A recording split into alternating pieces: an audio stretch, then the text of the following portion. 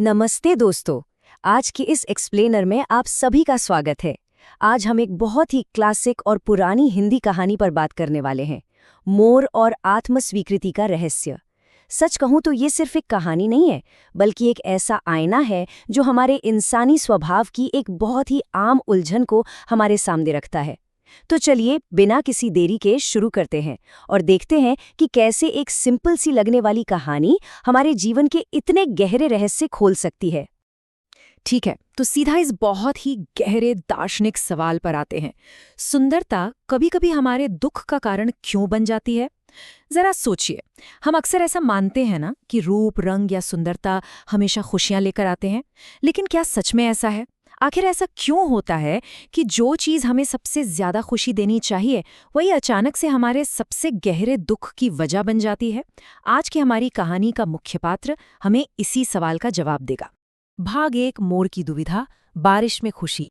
जरा इमेजिन कीजिए, आसमान में घने काले बादल छाए हैं और झमझम बारिश हो रही है। इस शानदार मौसम में एक बेहद खूबसूरत मोर, जिसके पंख अकल्पनीय रूप से सुंदर हैं, वो खुशी से झूम रहा है। वो नाच रहा है और बार बार अपनी ही सुंदरता को देखकर एकदम मंत्रमुग्ध हो रहा है। लेकिन ये खुशी ज्यादा देर नहीं टिकती। नाचते नाचते अचानक मोर का ध्यान अपनी ही एक बहुत बड़ी कमी की ओर जाता है। उसकी अपनी आवाज, जो कि सच कहें तो बेहद बेसुरी और कठोर है।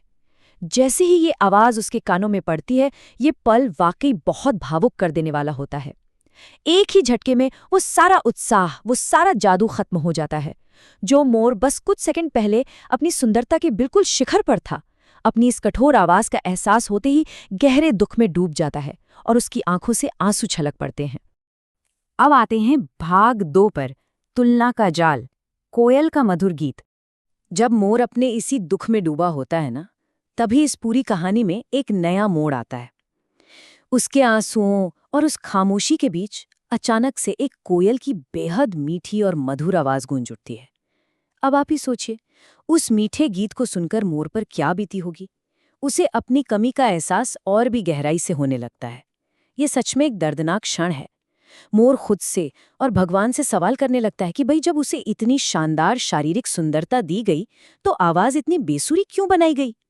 उस कोयल की मधुर आवाज ने मोर के अंदर के उस खालीपन को जैसे और भी बढ़ा कर दिया।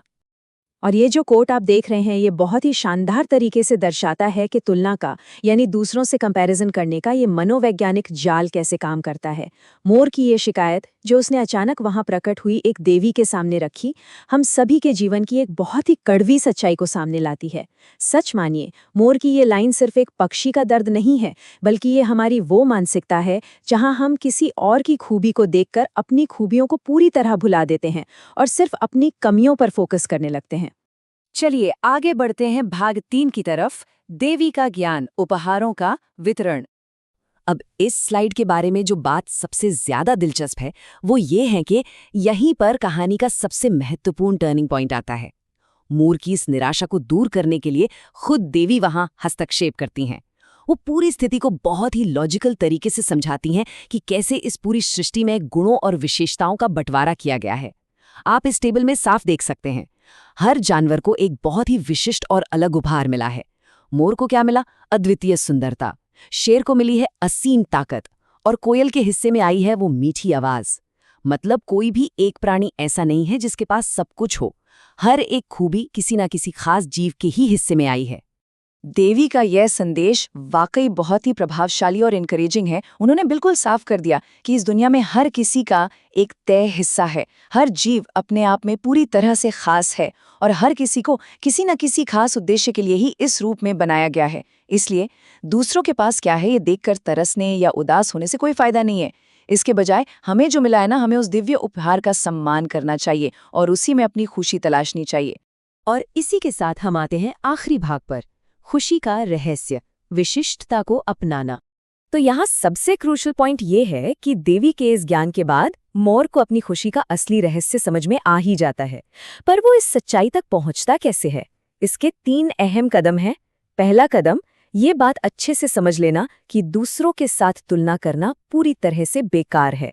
दूसरा, आपके पास जो अपना खुद का हुनर और सुंदरता है, उसकी कद्र करना, उसे अप्रिशिएट करना सीखना। और तीसरा, आपको जो कुछ भी मिला है उसे और भी बेहतर तरीके से पॉलिश करना, निखारना। इन्हीं कदमों ने मोर को ये समझा दिया कि हम में से हर कोई मूल रूप से अद्वितीय यानी यूनिक है, और सच पूछिए तो यही हमारी सबसे बड़ी ताकत है। खुद को स्वीकार करना ही खुशी का पहला कदम है। ये जो वाक्य आप स्क्रीन पर देख रहे हैं ना, ये इस पूरे एक्सप्लेनर का सबसे गहरा और मुख्य सबक है। सच्ची खुशी कभी भी इस बात पर निर्भर नहीं करती कि हमारे पास क्या नहीं है या किस चीज की कमी रह गई है। इसके बजाय असली आनंद तो इस बात में है कि जो हमारे पास है उसे हम कितनी गहराई से स्वीकार करते हैं। सिंपल सी बात है, जब तक हम खुद को पूरी तरह से अपनाएंगे नहीं, तब तक बाहरी दुनिया की कोई भी चीज हमें सच्ची शांति नहीं दे सकती।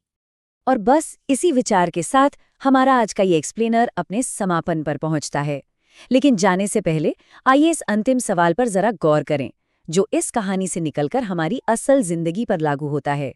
क्या जीवन की इस भागदौड़ में हमारा फोकस उस सुंदरता और कौशल का जश्न मनाने पर है जो हमारे पास पहले से है, या फिर हम अपना सारा समय उन कमियों पर रोने में बिता रहे हैं जो शायद कभी थी ही नहीं?